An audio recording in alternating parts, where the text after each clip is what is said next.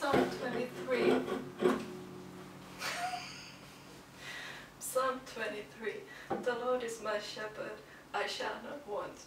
He maketh me to lie down in green pastures. He leadeth me beside the still waters. He restoreth my soul. He leadeth me in the paths of righteousness for his name's sake. Yea, though I walk through the valley of the shadow of death, I will fear no evil, for thou art with me. Thy rod and thy staff, they comfort me. Thou preparest the table before me in the presence of mine enemies. Thou anointest my head with oil, my cup runneth over. Surely goodness and mercy shall follow me all the days of my life, and I will dwell in the house of the Lord forever.